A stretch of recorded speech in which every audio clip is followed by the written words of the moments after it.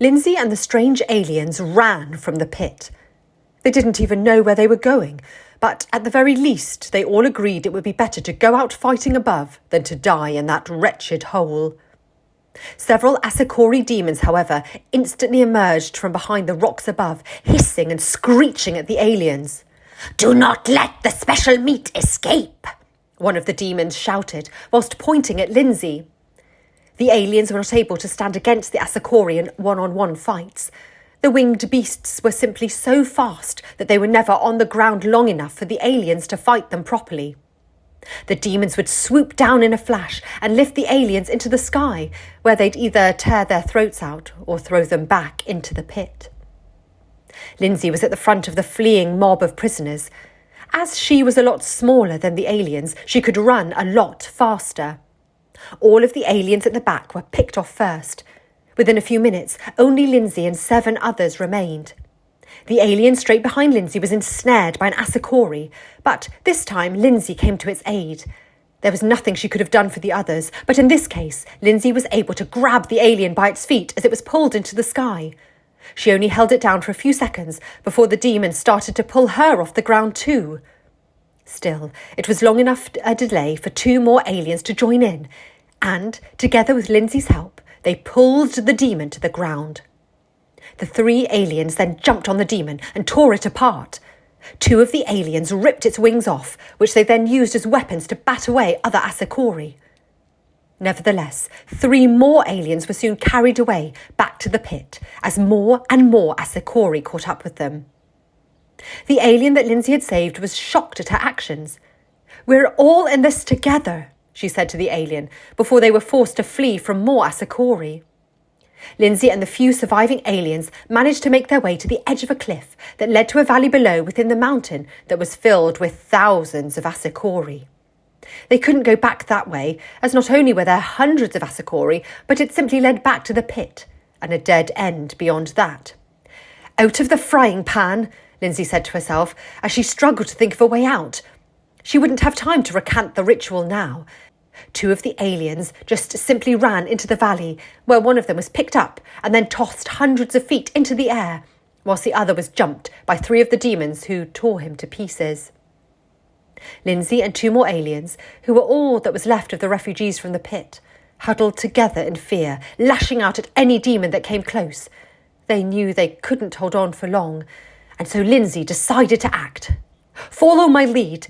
When one of them grabs me, you jump on him. We can maybe use one of those freaks to fly out over this valley." Lindsey didn't give the aliens time to disagree, and she ran down the valley.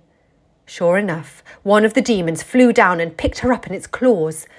The 2 aliens then jumped on top of the Asakori, carrying Lindsey as it tried to fly back to the pit. But the aliens punched and kicked the demon, causing it to fly off course over the valley. In the ensuing struggle, the demon let go of Lindsey. She still tried to hold on, but the monster kicked her off, and Lindsey fell from over 80 feet in the air. Fortunately, a tree broke her fall. One of the aliens then jumped after Lindsey, whilst the other alien still tried to fight the demon. The 2 spun through the air for a few minutes, until the Asakori, while still carrying the alien, flew into a flock of Asakori who together ripped the alien apart. Lindsey and the sole surviving alien jumped down from the tree. They had landed near the middle of the valley in a small forest area. The cover of trees made it somewhat easier to hide from the demons. On the ground, the alien was more of a match for the demons, though they were obviously greatly outnumbered. The alien used its strength to rip a giant piece of wood from a nearby tree to use as a weapon against the demons. He managed to impale one of the monsters in the chest while it swooped down on him and then broke the arm of another when it tried to attack him from behind. Whilst the alien fought with the demons, Lindsey went behind a tree to try and chant the ritual, but one of the demons spotted her. The alien, however, threw the piece of wood through the demon's chest before it reached Lindsey, killing it stone dead. Lindsey was able to finish the ritual, knocking 5 of the demons above out. The alien and Lindsey then ran through the forest, searching for anywhere they could hide. Several more demons started to circle the area, though they kept their distance for a short while, as they were not sure how Lindsey had been able to knock the other members of their kind out. The alien spotted a small cave at the edge of the forest, but as he and Lindsey ran there, a particularly bold demon swooped down through the trees and grabbed onto the alien. Lindsey, however, reached into the earth and threw dirt into the monster's eyes, temporarily blinding it, which allowed Lindsey and the alien to make their way into the cave. Though more demons had spotted the two fleeing prisoners, they didn't pursue them. "Fools," said one of the demons. "When they see what's in that cave, they'll wish they died in the pit."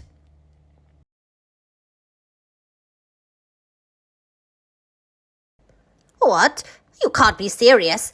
They've surrendered. The Maliaks do not surrender," the leader of the Asakori said. "True, my lord. The last platoon in this area are at the bottom of the mountain waiting for us. They claim to have captured two strange aliens that they want to hand over as a show of good faith.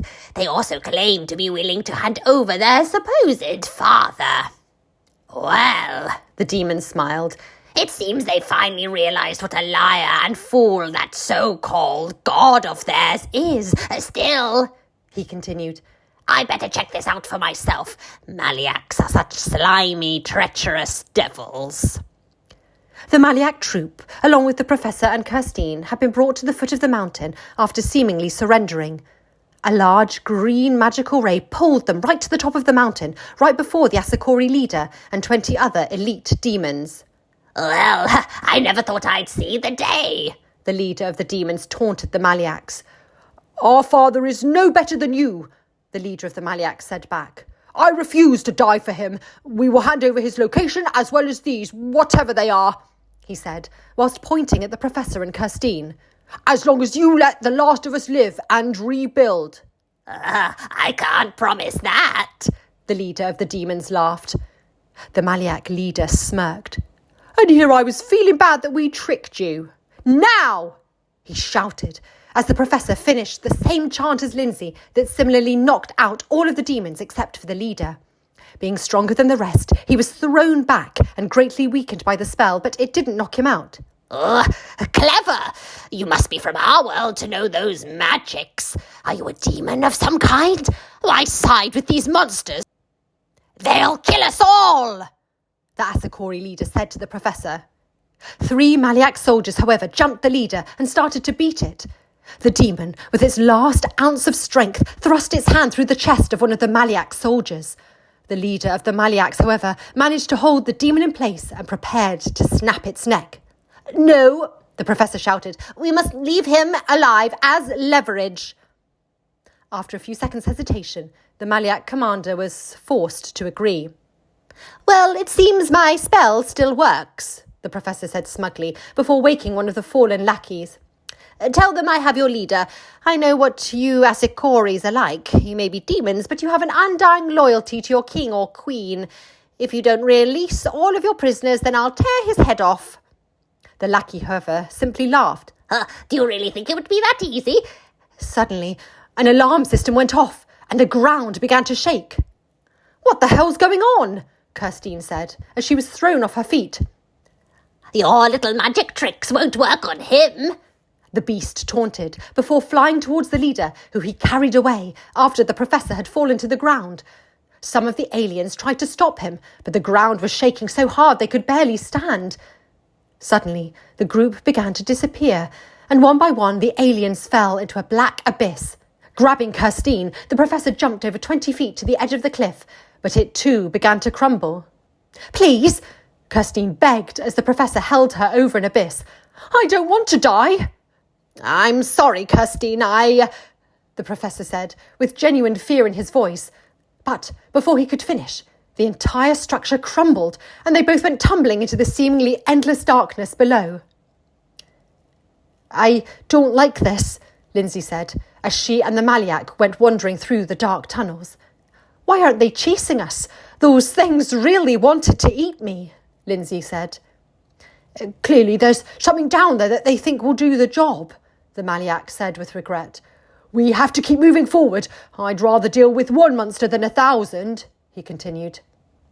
As Lindsey and the Maliak made their way deeper into the cave, suddenly it began to shake again.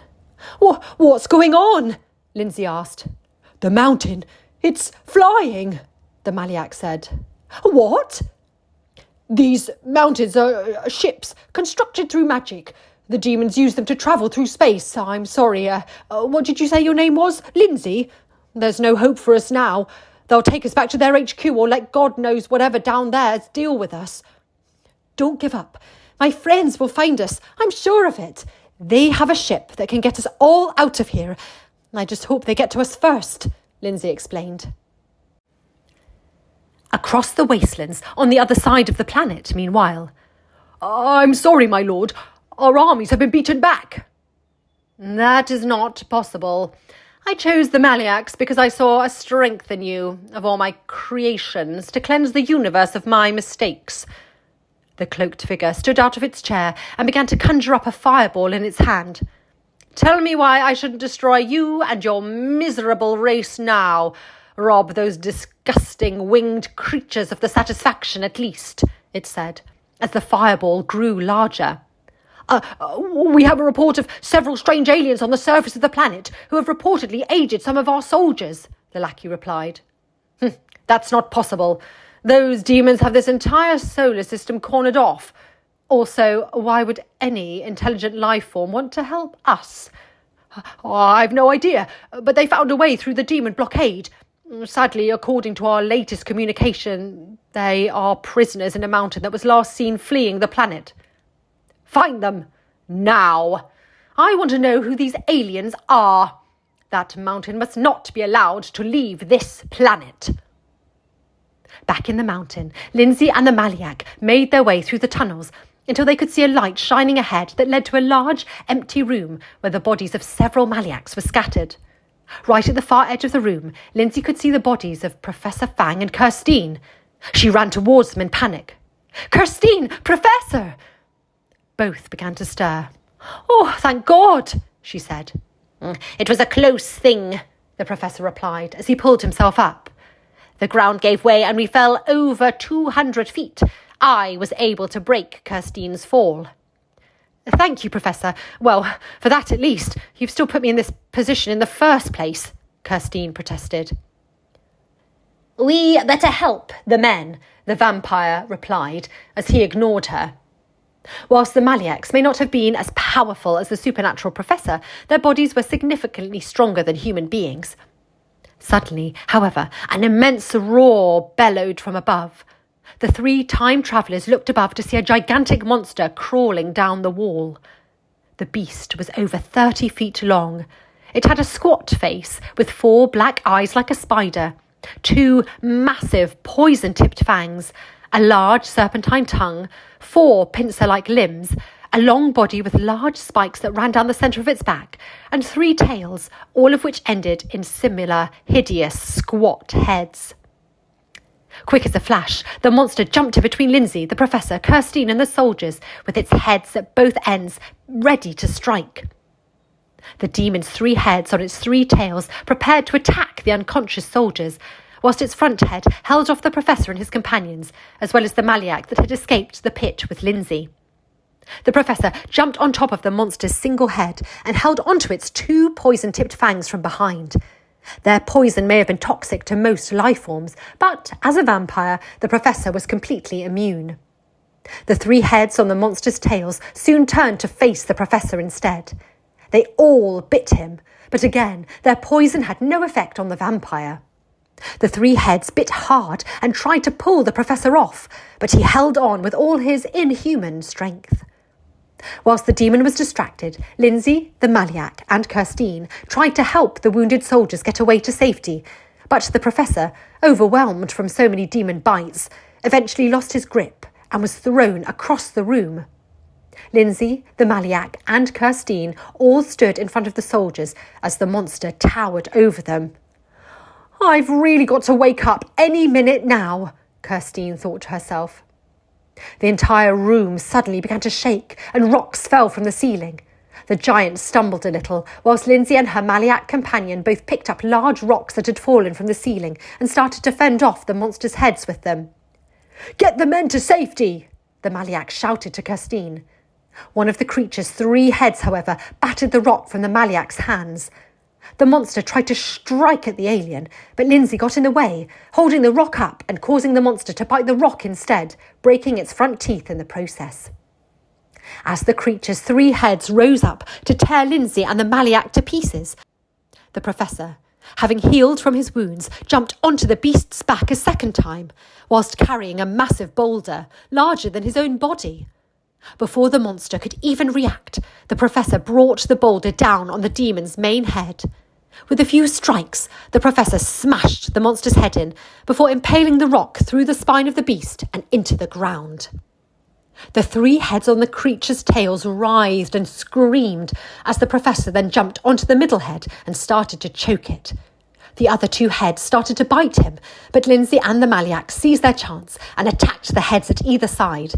The Maliak struck the neck from behind with a large, sharp rock repeatedly until it cleaved it in half. Lindsey, meanwhile, faced the monster head-on. When it tried to bite her, she would hit it with a rock.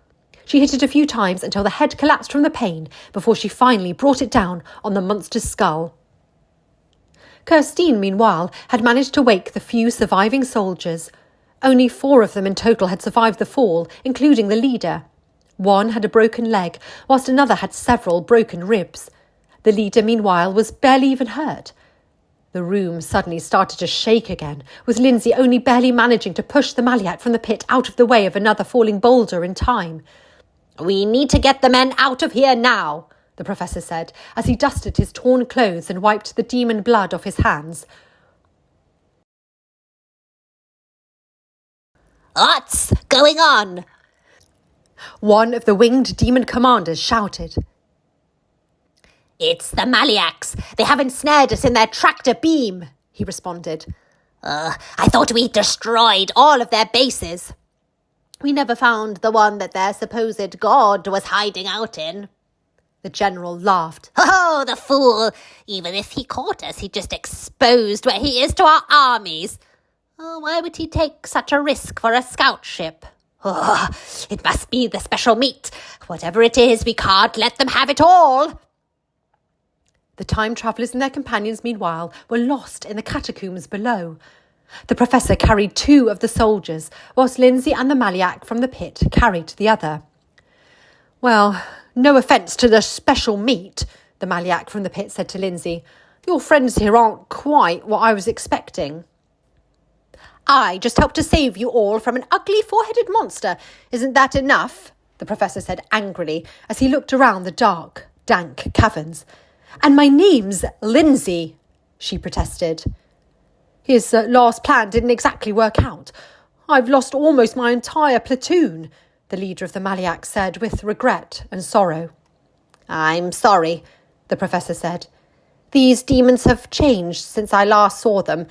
I still don't understand it, how they were able to get hold of this technology. They're basically just animals with a few scraps of sentience." Suddenly, one of the Asakori demons snatched one of the soldiers the Professor was carrying from above. The Professor held on to the soldier. His strength was slightly above that of the average Asakori, but several more of the monsters soon descended from the darkness above and restrained all of them. There were too many of the Asakori for the Professor and the surviving Maliak soldiers to fight back, though it still took 3 of the winged beasts to restrain the Professor. The demons flew their prisoners up a large shaft where they were taken to the leader of the Asakori vessel on a cliff top. "I'm impressed," the demon leader said. "You're the first prisoners to escape the Helixia demon in those caves, though I suspect it was more down to a special meat. We should have never sent you down there, but I'll admit, special meat, you had me over at a bit of a disadvantage. We have to act fast and activate the hatch," the leader said to the Professor, Kirsteen and Lindsey. "I'd rather you just eat me than keep calling me the special meat," Lindsey said, as she winced in disgust. "Whatever you are, you may just well have helped us find their god," the leader gloated. What do you mean?" one of the Maliaks said with fear. "It seems your god has an interest in the special meat too, so much so he's willing to risk everything." Whilst the demon was talking, the Professor used his chance to jump over the leader's head. Rather than try and fight him, however, the Professor simply fled. "Oh, where are you going? You got me into this, you fucking coward!" Kirsteen shouted after the vampire. The Maliak leader, meanwhile, seized his chance and jumped the Asakori leader. Catching the demon off guard, he pulled the winged abomination to the ground and started to beat him. Lindsey and the Maliak survivor from the pit both joined in and started to attack the Asakori troops around them, whilst Kirsteen helped the Maliak leader. She jumped the Asakori leader from behind just as it had overpowered the Maliak commander. Kirsteen's intervention proved timely as it allowed the Maliak commander a chance to grab the demon in a headlock where he snapped its neck. The other demons gasped in horror at the sight of their leader's death before descending on the Maliak commander, who they started to savagely attack. Kirsteen, Lindsey and the survivor from the pit tried to help him, but they were all easily overpowered. Just as all seemed lost, the demons were suddenly knocked to the ground. The professor had managed to say the enchantment in time. He had run away only so that he could say the enchantment in peace. Sorry about the whole calling you a coward thing, Kirsteen said sheepishly. Now, Kirsteen, if you're going to be part of this team, you're going to have to accept my more unorthodox methods, the professor said proudly. I don't want to be part of this team, Kirsteen snapped back. The whole mountain began to shake again as a large green light enveloped it. What's going on? Lindsey asked. It's one of our bases. It's pulling the mountain towards it in a tractor beam, the Maliak leader said. Can you stop it? Kirsteen asked. Not without activating the security system, which only their commander can operate. And you had to kill him, Kirsteen said. It probably wouldn't have worked anyway. The mountain was suddenly tipped to its side, causing 2 of the wounded Maliak soldiers to fall off the top. The professor, Lindsey, Kirsteen, the leader and the survivor from the pit all held on as the mountain went hurling towards the ground. Hold on, this is definitely not going to be a smooth landing, the professor said. To be continued.